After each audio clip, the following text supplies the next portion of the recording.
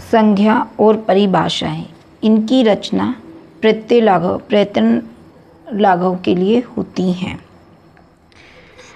अगर पेपर में आ जाए कि संज्ञा और परिभाषाएं का व्याकरण के क्षेत्र में क्या महत्व है, तो वह प्रयत्न लाघव के लिए इनका प्रयोग किया जाता है। और जो डॉक्टर बाबूराम सक्सेना द्वारा ग्रंथ है व्याकरण प्रवेशिका, उसमें 22 संज्ञा और परिभाषाओं का उल्लेख किया है। तो चलते हैं हम पहली संज्ञा की तरफ। वृद्धि संज्ञा कौन सी होती है? वृद्धि रादेज।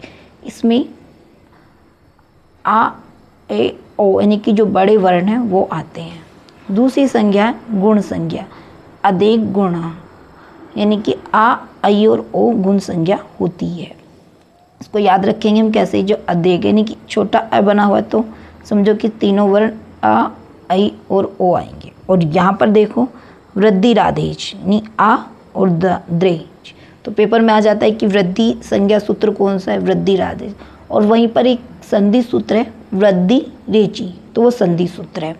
ऐसे ही गुण संधि का है आद गुणा, तो वो संधि सूत्र है। और अदेक गुणा ये हमारा संज्ञा सूत्र है।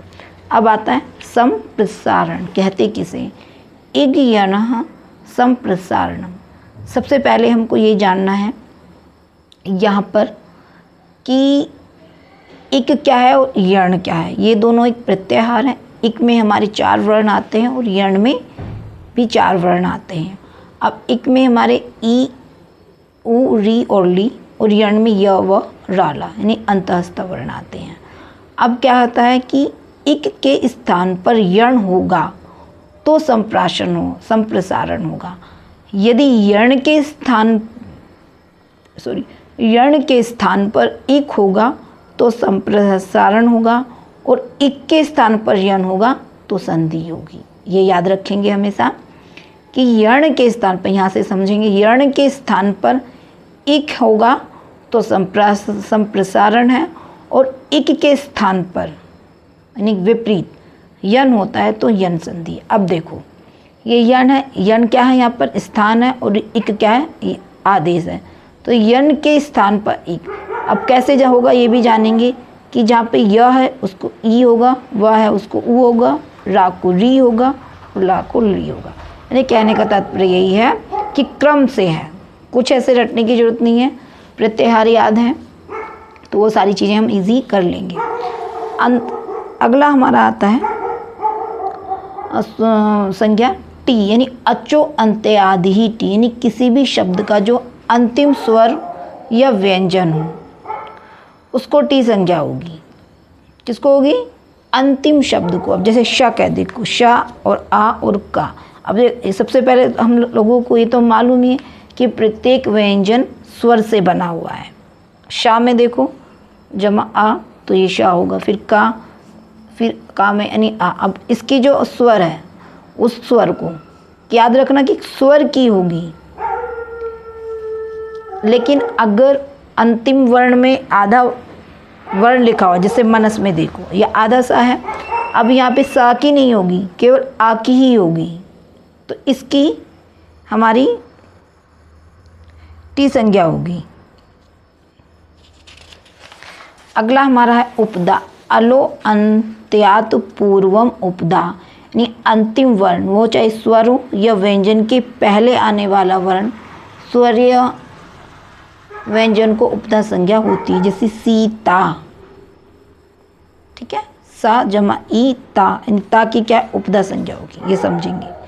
अंतिम वर्ण स्वर व्यंजन के आने वाला, पहले देखो ता ये है, उससे पहले क्या है ता, ये तो इसकी उपदा संज्ञा होगी। ऐसे ही राम है।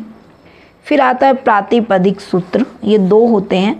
पहला सूत्र है अर्थवद धातुर प्रत्यय प्रातिपदिकम, दूसरा आता है कृत तदित समासा। इसका अर्थ भी देखेंगे, कोई भी शब्द अर्थयुक्त हो, कैसा हो? एक तो अर्थयुक्त हो तभी वो प्रातिपदिक कहलाएगा, लेकिन वह धातु और प्रत्यय ना हो।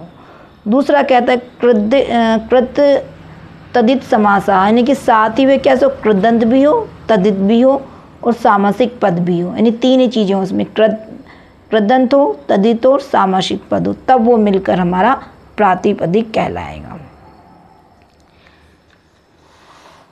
और जो हमारे जो एक चीज़ मैं आपको बताना चाहूँगी कि जो तद्धित प्रत्यय होते हैं वो शब्दों से लगते हैं और जो कृदंत प्रत्यय होते हैं वो धातुओं से लगते हैं।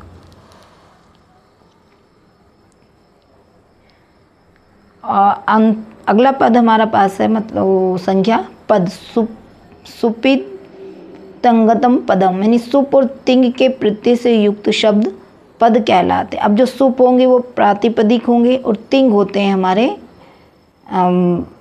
प्रत्यय में लगने वाले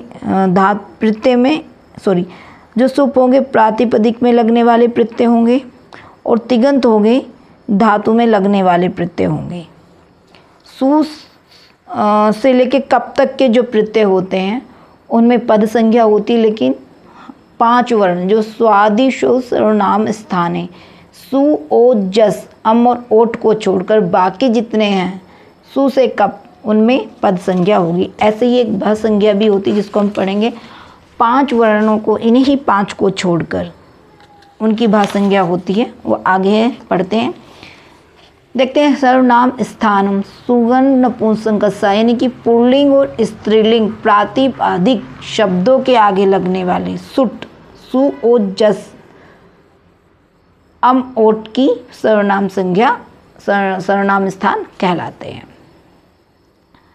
क्या है कह रहे, पुल्लिंग और स्त्रीलिंग प्रातिपदिक, वहाँ पे केवल नपुंसकलिंग को उन्होंने छोड़ दिया। फिर अंग क्या है, यस्मात् प्रत्यय विधि दाति प्रत्यय अंगम, यानी जिस शब्द के आगे या शुरू में कोई प्रत्यय जोड़ा जाए तो वह उस प्रत्यय के संपूर्ण समुदाय का बोध कराता है। जैसे भू धातु जमातिप यानी भू यानी शप यानी ता। अब जो शप है वो आ है, भू यानी एक धातु है, तो क्या ये दोनों मिलके क्या पूरे अंग का बोध करा रहे हैं।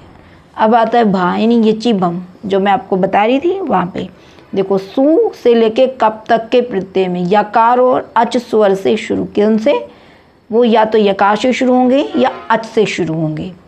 होने वाले प्रत्यय के आगे जुड़ने पर पूर्व शब्द भी भ संज्ञा ही होगा। जैसे दक्ष जमा या अदाक्ष। अब देखो यानी अच से शुरू हो रहा है, लेकिन हमें ध्यान रखना है वो 5 सर्वनाम संज्ञा को छोड़ देंगे। से आती है अब घू संज्ञा। वो घू संज्ञा किसकी कहती है, दधाप ग्वा वदाप, यानी कि दा यानी कि काटना और देप यानी साफ करना।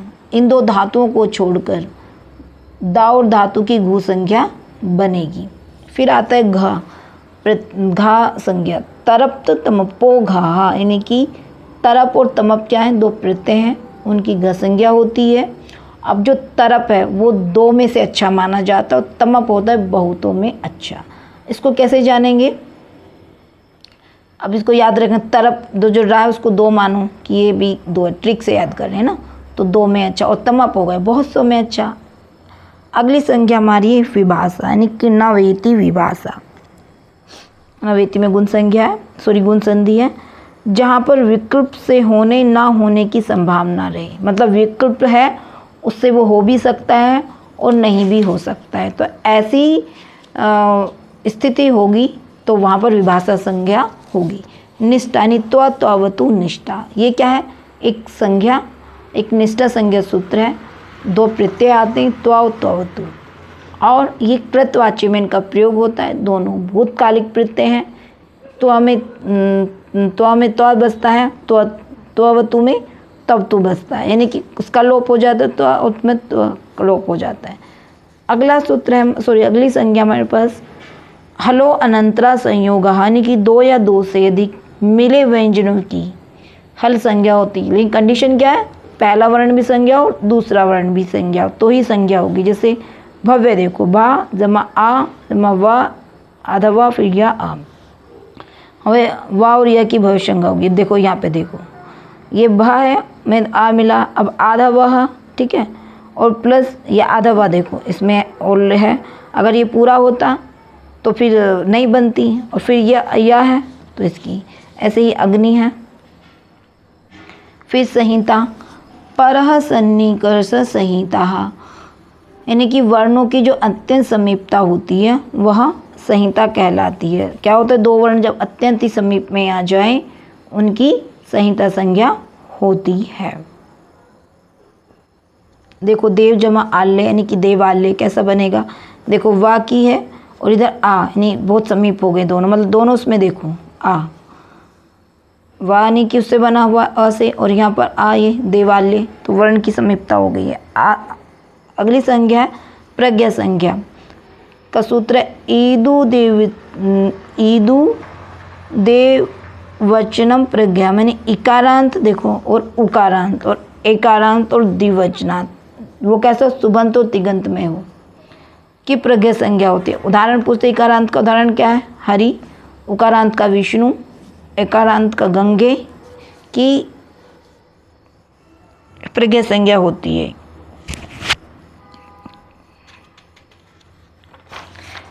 फिर आता है सार्वधातुक प्रत्यय, यानी कि तिंग शित सार्वधातुकम। ये अब देखो तिगंत भी हमारे पास 9 है, और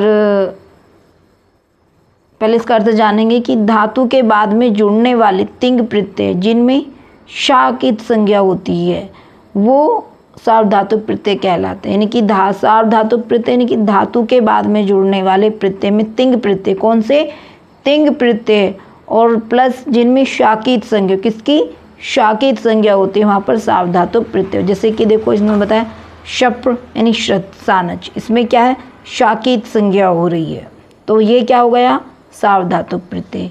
18 तिगंत होते हैं, शाकित संज्ञा से ही वो बनता है। अब देखो तिगंत 18 होते हैं, यहाँ एक ये आत्मनेपदी के रूप हैं। यहाँ पे एक वचन, द्विवचन, बहुवचन, प्रथम पुरुष, मध्यम पुरुष और उत्तम पुरुष। तो ता, थास, इट, आताम, आथाम, वही, झा, द्वम, मई। इसको ऐसे भी पढ़ने का तरीका ये है, लेकिन मेरे को ऐसे ही याद रहता है। ता, आताम, झ, थास, आथाम, ध्वम, इट, वही, मई। ये हमारे आत्मनेपदी में 3 प्रत्यय हुए। 9 तो ये हो गया आत्मनेपदी के, और ये हैं हमारे प्रश्मेपदी के भी देख लेंगे। तिप तस झी, सिप थस था, मिप वस मस, ये हमारे प्रश्मेपदी में हो गए। और आत्मनेपदी के तो कुल मिला के कितने हो गए, 18 प्रत्यय हो गए। अब आती है आर्ध धातुक प्रत्यय। आर्ध धातुकम शेष यानी कि सार्व धातु के अतिरिक्त सभी धातुओं से जुड़ने वाले प्रत्यय आर्ध धातुक होते हैं। यानी कि जितने सार्व धातुक हमने पढ़ी, सार्व धातुक के अलावा जितने बचते हैं वो आर्ध धातुक में आ जाते हैं। अब आती है सत्संज्ञा। तो सत यानी कि श्रुत और सानच प्रत्यय की सत्संज्ञा होती है, और ये वर्तमान कालिक होते हैं, आत्मनेपदी धातुओं से होते हैं। अभी हम त्वतु पढ़ के आए थे, वो भूतकालिक होते हैं। ठीक है, याद रखेंगे, भूतकालिक होते हैं और ये वर्तमान कालिक होते हैं, याद रखना। और इनका प्रयोग हम किस में करते हैं, आत्मनेपदी धातुओं में। अब आता है अनुनासिक। क्या कहते हैं कि मुख, नासिक, वचनो अनुनासिका। तो जहाँ पे जो वचन का तात्पर्य है, पेपर में पूछा जा सकता है, जो वचन है किसका द्योतक है, वो उच्चारण का द्योतक है। जिनका वर्णों का उच्चारण मुख और नासिका से अया, आ, अयो, ल से होता है, यानी वर्ग का 5वां अक्षर केवल मुख से उच्चारित होने वाले वर्ण ही अनुनासिक कहलाते हैं।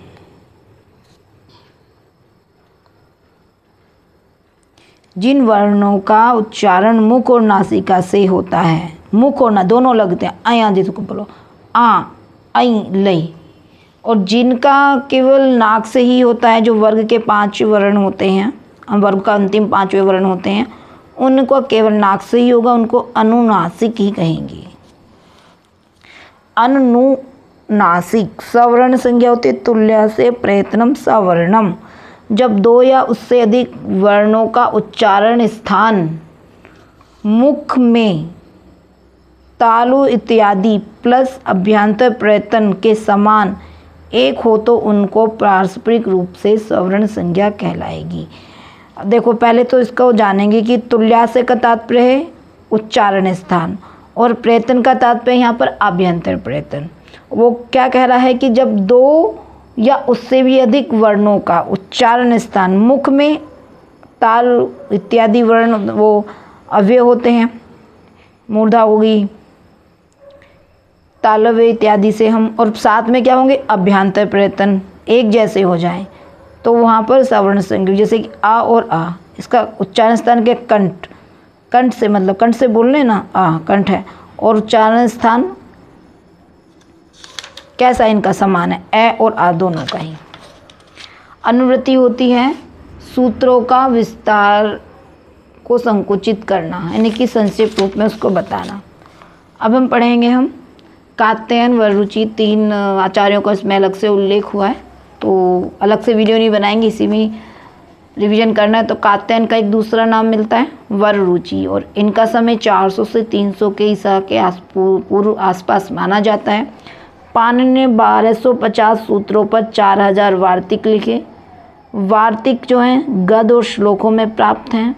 वाजसयिनी प्रातिशाख्य के प्रणेता हैं, और इनकी माता कात्यायनी है, इसलिए उनको कात्यायन भी कहा जाता है, और दक्षिण देश के ये मतलब रहने वाले थे। पाणिनि का समय वासुदेव ने 500 से 400 और मैक्स मुलर ने 350, ये मैंने आपको शुरू में भी बताया था। और कात्यायन का समय 400 से 300 में, पतंजलि का 2री शताब्दी ईसा पूर्व माना जाता है। विक्रमादित्य के नवरत्नों में से एक स्थान वररुचि को भी प्राप्त हुआ है, जहाँ इसका इनके जो गोत्र था वो कत गोत्र था, और गुरु इनके याज्ञवल्क्य के थे। अब आता है पतंजलि, इनका समय 150 के में आसपास माना जाता है। ये गोनार्ध यानी कि गोंडा के रहने वाले थे, जो कि उत्तर प्रदेश में है। इनकी माता गणिका थी। और पतंजलि किसके आश्रय में रहकर रचनाएं करते थे? पुष्यमित्र राजा थे उनके यहाँ पर, वो शुंग वंशी राजा थे। मिलिंद ने किस पर आक्रमण किया था? अयोध्या और मध्यमिका पर। मेनेंडर ने किसके काल में अयोध्या पर आक्रमण किया? पुष्यमित्र के काल में। अन्य नाम हमें बहुत सारे मिलते हैं, जैसे गौनरदेव, गणिका पुत्र, नागनाथ, अहिपति, फणिभृत, शेषराज, शेषाही, चूर्णिकार इत्यादि जितने भी ये नाम हैं ये हमारे पतंजलि के हैं। इनकी रचनाएं हैं महाभाष्य, इसमें 84 आइनक हैं। सिद्धांत सारावली ये आयुर्वेदिक ग्रंथ है। चरक परिष्कार, योग सूत्र, महानंद काव्य यह एक महाकाव्य है। और किस राज्य के उसमें रख के किया था? ये तो मैंने आपको बताया था, पुष्यमित्र शुंग वंशी वो राजा थे। फिर आते हैं कुछ और महत्वपूर्ण क्वेश्चन। अष्टाध्यायी पर जो वृत्ति जो टीका जो लिखी है वो काशी का लिखी गई है, ठीक है। और जो काशिका को लिखने वाले कौन थे? जयादित्य। और वामन ने कब लिखी थी? 7वीं सदी में। और इनका जो समय था जयादित्य का लगभग 660 के आसपास था। एक और क्वेश्चन आता है, काशी पर 2 उपटिकाएँ लिखी गई, और वो किसने लिखी थी? एक जिनेंद्र बुद्धि ने लिखी, और उस टीका का नाम था न्यास। और दूसरी लिखी पद्मंजलि, जो कि हरदत्त के द्वारा लिखित है। ये देखो यहाँ पर मैंने मेंशन किया हुआ है। और कब लिखी थी? न्यास 7वीं शती में, पद्मंजलि भी 7वीं शती में। चीनी यात्री इत्सिंग के अनुसार भृतहरि की मृत्यु 650 ईस्वी के आसपास हुई। महाभाष्य पर प्रदीप टीका किसने लिखी? केट ने, याद रखेंगे। और कब लिखी? 1100 के आसपास। मम्मट के भाई कौन थे? केट। अब आते हैं कुछ महत्वपूर्ण ग्रंथ। रूपमाला 1350 में विमल सरस्वती के द्वारा लिखी हुई है। प्रक्रिया कौमुदी 15वीं शती में रामचंद्र के द्वारा लिखी गई है। सिद्धांत कौमुदी जो कि अष्टाध्यायी पर है, और 1930 में भट्टोजी दीक्षित ने लिखी। और प्रौढ़ मनोरमा सिद्धांत कौमुदी पर लिखी गई, और शब्द कौस्तुभ अष्टाध्यायी पर। ये याद रखने की है, बहुत क्वेश्चन एकदम गड़बड़ा जाता है। प्रौढ़ मनोरमा एक है, वो सिद्धांत कौमुदी पर है, और शब्द कौस्तुभ है वो अष्टाध्यायी पर है। और एक और रचना है मुक्त बोध, जो इसमें 1200 सूत्र हैं, बॉपदेव ने लिखी, और वो वैष्णव थी। व्याकरण भूषण कौंडभट्ट के द्वारा लिखित है। और मनोरमा कुंज मर्दिनी ये पंडित जगन्नाथ के द्वारा लिखित है। और आलोचनात्मक टीका प्रौढ़ मनोरथा पर मिलती है। अब नागेश भट्ट के कुछ महत्वपूर्ण ग्रंथ आते हैं। शब्द रतन जो कि प्रौढ़ मनोरमा पर है। विस्मय ये शब्द कौस्तुभ पर टीका लिखी। वैयाकरण सिद्धांत मंजूषा उद्योग शब्देंदु शेखर और परिभाषा इंदु शेखर। लघु सिद्धांत का संक्षेप में जो वर्णन किया वो किसने किया था? वरदराज ने किया था और इन्होंने 3 ग्रंथों को लिखा। लघु सिद्धांत कौमुदी, मध्य सिद्धांत कौमुदी और लघु कौमुदी, जो कि बहुत अधिक प्रचलित रही। अष्टाध्यायी पर शब्द कौस्तुभ एक टीका लिखी गई जिसको भट्टोजी दीक्षित ने लिखा। चांद्र व्याकरण में 3100 सूत्र हैं। सारस्वत व्याकरण पर सारस्वत चंद्रिका टीका लिखी गई, वो 17वीं शती में रामाश्रम ने लिखी। शौर्य वर्मा ने इंद्र व्याकरण के आधार पर ही कातंत्र व्याकरण को लिखा। शब्दानुशासन 8वीं शती के आसपास शाक्टायन ने लिखा और 12वीं शती में शब्दानुशासन को हेमचंद्र ने लिखा। यानी शब्दानुशासन 2 ग्रंथ है, एक शाक्टायन के द्वारा लिखित है देखो, और एक शब्दानुशासन हेमचंद्र के द्वारा लिखित है। आगे देखो एक और है। भट्टोजी दीक्षित के जो पिता रंगोजी दीक्षित थे और गुरु इनके शेष कृष्ण जी थे। सिद्धांत कौमुदी पर प्रौढ़ मनोरमा टीका लिखी भट्टोजी दीक्षित ने। आज के लिए इतना। जल्दी आप लोगों के सामने नई वीडियो के साथ आएंगे। तब तक के लिए रिवीजन करते रहिए। धन्यवाद।